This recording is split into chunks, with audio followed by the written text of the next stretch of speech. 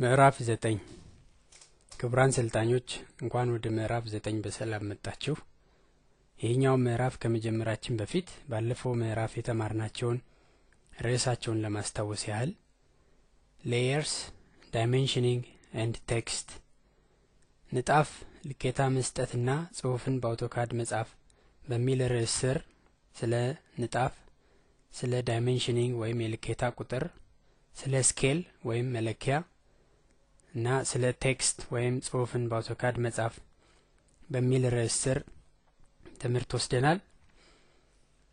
ከተማርነው ትምህርት አስፈላጊውን ዕውቀት እንዳገኛችሁ በማመን በምዕራፍ 8 መጨረሻ ላይ የተቀመጡትን የመለማመጃ የፈተና እንዲሁም የመሳሰሉት ጥያቄዎችን ሰርታችሁ ራሳችሁን እንደፈተሻችሁበት ተስፋ አደርጋለሁ። በዚህ በምዕራፍ 9 የምንማረው ዳይሬክት ዲስታንስ ኢንትሪ ኤንድ ኦብጀክት ትራኪንግ ቀጥተኛ የርቀት አገባብ እና የምስል ፈር የሚሉ ርዕሶችን ይሆናል። በዚህ ምዕራፍ የምንማራቸው ቁም ነገሮች ዳይሬክት ዲስታንስ ኢንትሪ ቀጥተኛ የርቀት አገባብ፣ ኦብጀክት ትራኪንግ በዚህ ስር ፖላር ትራኪንግ እና ኦብጀክት ስናፕ ትራኪንግ የሚሉትን እናያለን። በመጨረሻም ዳይናሚክ ኢንፑት ስለሚባለው ይሆናል ትምህርት የምንወስደው። ለመጀመር ዳይሬክት ዲስታንስ ኢንትሪ በሚለው እንጀምራለን። እስካሁን ድረስ 3 የርቀት ማስገቢያ መንገዶችን ማለትም ፍጹማዊ ወይም አብሶሉት፣ አንጻራዊ ወይም ሪሌቲቭ እና ፖላር ኮኦርዲኔትን ተጠቅመን ማስገባት አይተናል። በዚህ ምዕራፍ 2 ተጨማሪ የርቀት ማስገቢያ መንገዶችን ነው የምናየው። እነዚህም ዳይሬክት ዲስታንስ ኢንትሪ እና ፖላር ትራኪንግ የሚባሉትን ይሆናል። ዳይሬክት ዲስታንስ ኢንትሪ ወይም ቀጥተኛ የርቀት አገባብ ዘዴ የተለመዱትን የርቀት አገባብ ዘዴዎች ሳንጠቀም በቀጥታ ርቀትን ብቻ በመስጠት መሳል የምንችልበት ዘዴ ነው። ይህ ዘዴ በጣም ቀላል ነው።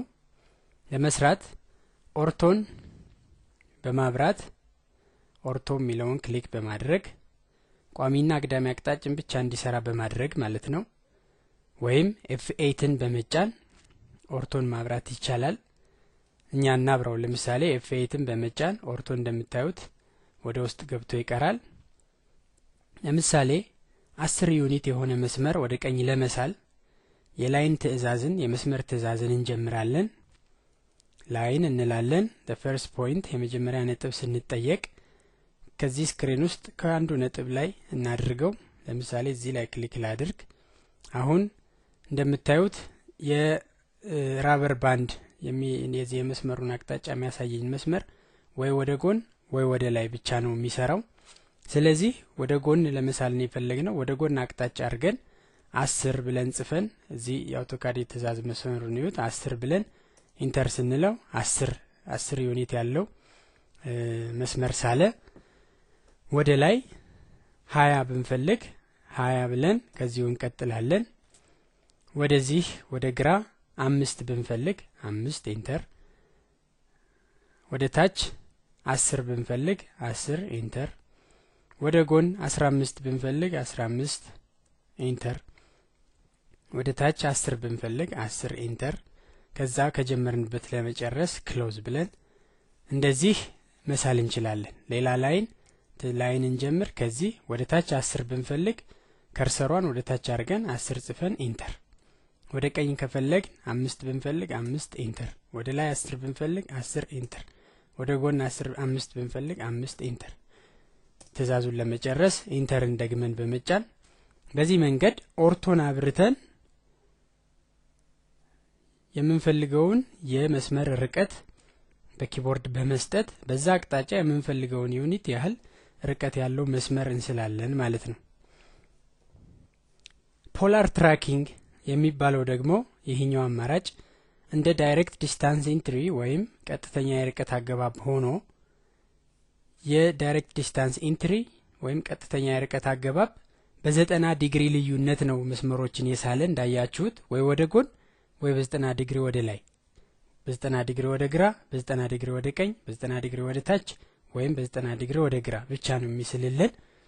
ይሄኛው ግን ፖላር ትራኪንግ ግን በአንግል የተጋደሙ መስመሮችን ለመሳል የምንጠቀምበት ነው። ይህን ለመጠቀም መጀመሪያ ላይ ግን ማስተካከል የሚገባን የድራፍቲንግ ሴቲንግስ አሉ፣ የንድፍ ምርጫ ማድረጊያ ሳጥን ማለት ነው። እነሱን መጀመሪያ አስቀድመን ማስተካከል ይኖርብናል። በትዕዛዝ መስመሩ ዲ ሴቲንግስ ከዚህ በትዕዛዝ መስመሩ ዲ ሴቲንግስ ብዬ ጽፌ ኢንተር ብለው ይሄ የድራፍቲንግ ሴቲንግስ ዊንዶው ይከፈታል። ይሄኛው ዊንዶው ይከፈታል። ይሄ ዲያሎግ ቦክስ እንደምናየው በመጀመሪያ ይሄን ፖላር ትራኪንግ የሚለውን ማብራት አለብን። እሱን ክሊክ ስናደርግበት የፖላር ትራኪንግ መስኮት ይሆናል የሚከፈተው። ይሄንን ቀጥታ ለማምጣት የፖላር ትራኪንግን ለማብራት F10ን መጠቀም እንችላለን።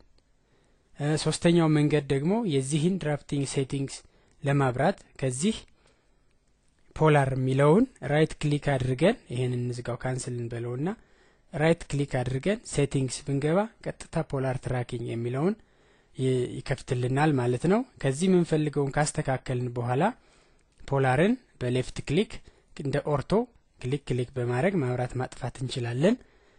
ለምሳሌ ቅድም ከሳልነው መስመር ከዚህኛው መስመር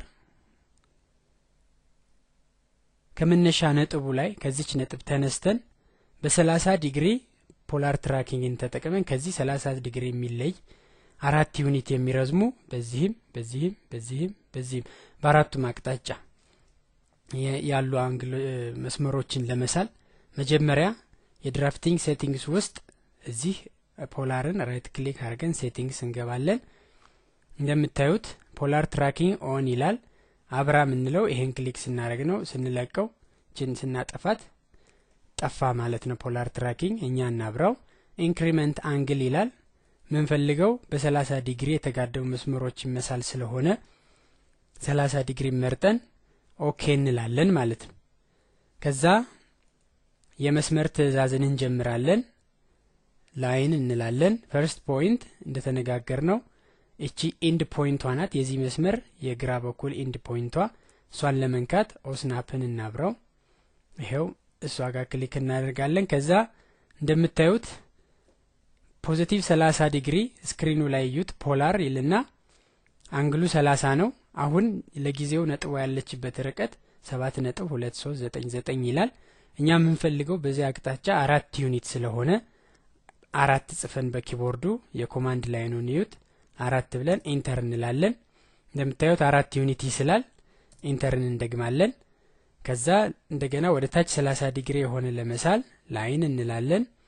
ቀደም አንግሉን ስላስተካከል ነው ከዚህ መስመር ወደ ላይም ወደ ታችም 30 ዲግሪ ስንሄድ አንግሉን ይሰጠናል ማለት ነው። እንደምታዩት ይሄ በኔጌቲቭ 30 ነው። 330 የሚለው በፖዚቲቭ ሲለካ ነው።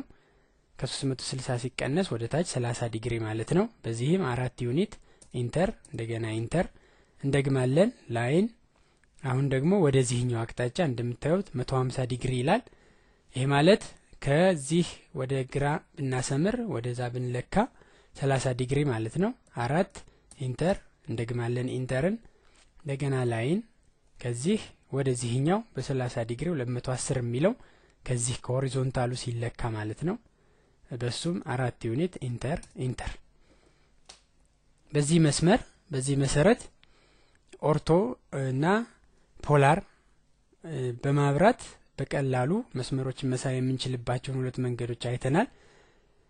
አሁን ልብ እንለው የሚገባ ነገር ኦርቶ እና ፖላር ትራኪንግ በአንድ ላይ ማብራት አይቻልም። አሁን ፖላር በርቷል እንደምታዩት እሷ ነች ወደ ውስጥ ተጭነን የቀረችው። ኦርቶን ብቻ ነው ፖላር በራሱ ጊዜ ይጠፋል። እኔና ኦርቶን ስጫን ፖላር ይጠፋል፣ ፖላርን ስጫን ኦርቶ ይጠፋል። ይሄ ማለት እንግዲህ ኦርቶና ፖላር ትራኪንግ ሁለቱ በአንድ ላይ ሊበሩ አይችሉም። አንዱ ሲበራ አንዱ ቶሎ ይጠፋል ማለት ነው። አንዱ ወዲያውኑ ይጠፋል። ከዚህ በመቀጠል ኦብጀክት ስናፕ ትራኪንግ የሚባለውን እንማራለን። እስካሁን ድረስ ከነጥቦች ተነስተን ርቀትን በመስጠት መስመር እንዴት መለካት እንደምንችል አይተናል። ነገር ግን ከዚህ በፊት ከተሳለ አንድ ስዕል ስፔሲፊክ ከሆነች ነጥብ ላይ መነሳት ብንፈልግስ? ይህን ለማድረግ የሚቻለው ኦብጀክት ስናፕ ትራኪንግን በመጠቀም ነው ማለት ነው። ይሄ ኦብጀክት ስናፕ ትራኪንግን ለማብራት ቅድም እንዳረግነው ኦ ስናፕ ከሚለው ራይት ክሊክ አድርገን ሴቲንግስ ብንሄድ ኦብጀክት ስናፕ እንደምታዩት አሁን እዚህ ኦብጀክት ስናፕ ኦን ሆኗል። ኦብጀክት ስናፕ ትራኪንግ ደግሞ እዚህ ላይ የምታዩት ነው። ምንድነው የዚህ ጥቅም ነው እያልኩ ያለሁት? ለምሳሌ ይሄ ሬክታንግል አለኝ። ከዚህ ሬክታንግል አንድ መስመር ከሚድ ፖይንት ወደ ሚድ ፖይንት እንደገና ሌላ መስመር ከሚድ ፖይንት ወደ ሚድ ፖይንት ስዬ አሁን ከዚች ሚድ ፖይንት ተነስቼ ሰርክል መስራት ነው የምፈልግ እና እቺን ሰርክል ከሬክታንግሉ ከዚህኛው ሚድ ፖይንት ከዚህም ሚድ ፖይንት ከሚገናኙባት ተነስቼ እቺን ሰርክል ለመሳል የግድ እነዚህን ሁለት መስመሮች መሳል አስፈልጎኛል። እነዚህን ሳልጠቀም ከዚህኛው ሚድ ፖይንት ወደ ታች ትራክ አድርጌ ከዚህ ሚድ ፖይንት ወደ ግራ ትራክ አድርጌ ሁለቱም የሚገናኙበትን ነጥብ መንካት የምችልበት ቀላል አማራጭ አለ።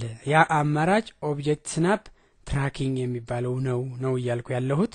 ይሄን አበረዋለሁ። ከዛ በኦ ስናፕ በኦብጀክት ስናፕ የመረጥኳቸው እነዚህ ሁሉ ለዚህም ይሰራሉ ማለት ነው። ያን ተጠቅሜ የምፈልገውን መሳል እችላለሁ ማለት ነው።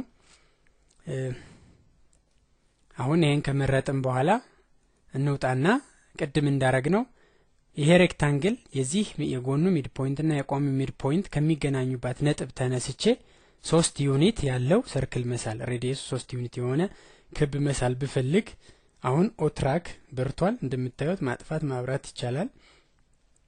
ኦትራክ በርቷል። የሰርክል ኮማንድን ጀምራለሁ።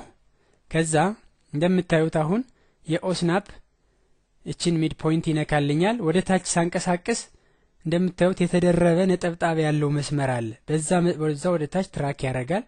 እዚህ ድረስ እሰበዋለሁ። እንደገና ይሄም ሚድ ፖይንቱን ይዤ ወደ ግራ ሄድና ከሚገናኙበት ላይ እንደምታዩት ሁለቱም የሚገናኙባት ነጥብ ላይ ሂድን ላይኖቹ ይገናኛሉ። ከሱ ላይ ክሊክ አደርጋለሁ። ሴንተሩን ሰጠሁት ማለት ነው። አሁን ሴንተሩን አግኝቻለሁ። የምፈልገው ሰርክል 2 ዩኒት ሬዲየስ ያለው ወይም 3 ዩኒት ሬዲየስ ያለው ነው ብንል ሬዲየሱን አሁን እንደምታዩት የትእዛዝ መስመሩ ስፔሲፋይ ሬዲየስ ኦፍ ኤ ሰርክል ይላል። 3 ዩኒት ነው ብዬ ኢንተር ብለው የምንፈልገውን ሰርክል ይስልልናል ማለት ነው። ከዚሁ ላይ ሳንወጣ ሌላ ምሳሌ ለመድገም ያህል አሁን ከሰርክሉ ሚድ ፖይንት ተነስቼ ወደ ሬክታንግሉ ሚድ ፖይንት መስመር መሳል ብፈልግ እንደዚሁ የመስመር ትእዛዝን አስጀምራለሁ። ከዚህ ከጎኑ ላይ የሰርክሉ 1/4ኛው አካል ላይ ጀምሬ ወደዚህ ትራክ ማድረግ እችላለሁ። እንደምታዩት ትራክ አድርጎ ሴንተሩን ይነካል። ከሱ ወደዚህኛው ሚድ ፖይንት ወደዚህ መሳል እችላለሁ ማለት ነው። በዚህ ፓራሌል የሆነ መስመር ከዚህ አካባቢ መሳል ብፈልግ እሱን ላይን ትእዛዝ ጀምራለሁ። እንደምታዩት ትራክ ያደርግልኛል። እጀምራለሁ። መጨረሻ ደግሞ ይሄኛው ለዚህ ፓራሌል ነው። እሱን ይዤ ደግሞ ስጎትተው የቅድም የነካውት ፖይንት ወደ ላይ ያለው አቅጣጫና አሁን የነካውት ነጥብ ወደ ጎን ያለው አቅጣጫ የሚገናኙበትን ይሰጠኛል። በዛ መሰረት ስላለሁ ማለት ነው። ይሄ ነው እንግዲህ ኦብጀክት ስናፕ ትራኪንግ ተብሎ የሚጠራው። ክቡራን ሰልጣኞች ከዚህ በመቀጠል ዳይናሚክ ኢንፑት የሚባለውን እንማራለን። ዳይናሚክ ኢንፑት ማለት በምንስልበት ጊዜ የኦስናፕ ኦትራክ ኦብጀክት ስናፕ እና ኦብጀክት ስናፕ ትራኪንግ እንዲሁም ፖላር ትራኪንግ ጥምር የሆነ ጥቅሞችን ለማግኘት የምንገለገልበት ሲሆን ስዕል ለመሳል ስንጀምር እያንዳንዱን ቀጣይ የከርሰር እንቅስቃሴ አንግል ርቀት በጥምረት የሚያሳየን አማራጭ ነው። ይህን ለማድረግ አንድ ምሳሌ እንሰራለን።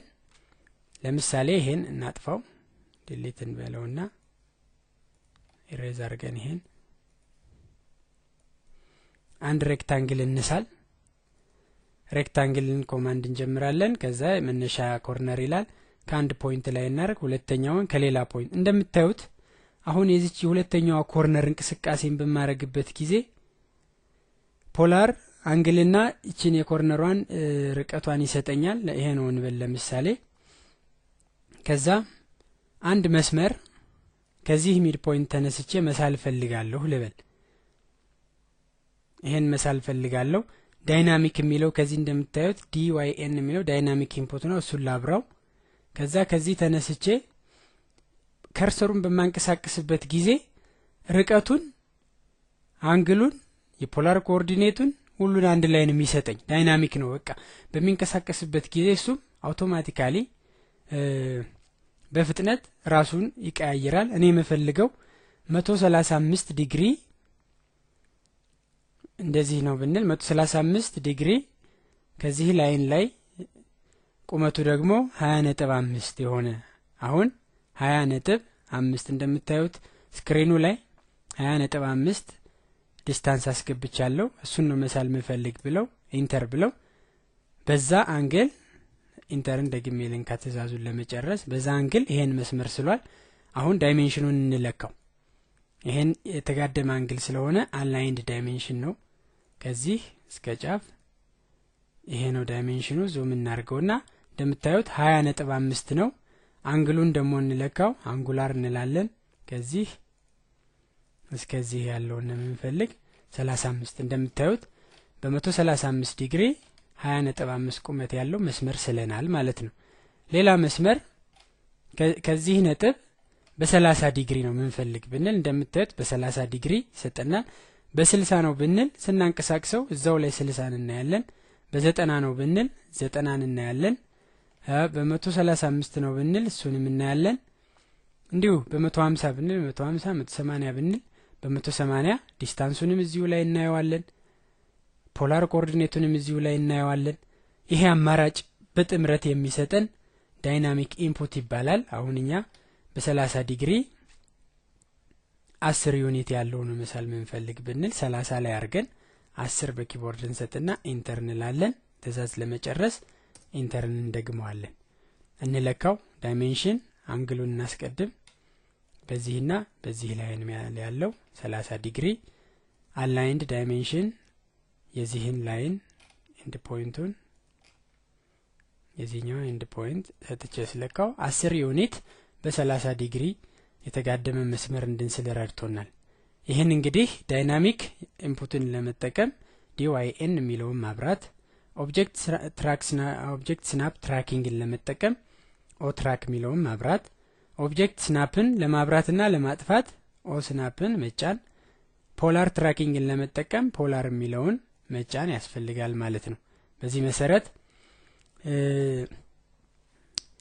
ስራዎቻችን ቀላል ማድረግ እንችላለን ነው እየተባለ ያለው እንግዲህ ክቡራን ሰልጣኞች ኤክስትራ ፕራክቲስ ተጨማሪ መልመጃ ተብለው ባለፈው ምዕራፍ በምዕራፍ 8 ላይ የተሰጡ 12 መልመጃዎች አሉ ከዛም በተጨማሪ በዚህ ምዕራፍ ብቻ ሳይሆን ከዚህ ምዕራፍ በፊት የተማርንባቸው መንገዶች በሙሉ ተጠቅማችሁ ሳሏቸው በዚህ ምዕራፍ 9 ያልቃል በቀጣዩ ምዕራፍ በምዕራፍ 10 changing the properties of objects የተሳሉ ምስሎችንና የምስል አካላትን ጸባይ መቀየር እንዴት እንደሚቻል እናያለን እስከዛው ደህና ቆዩ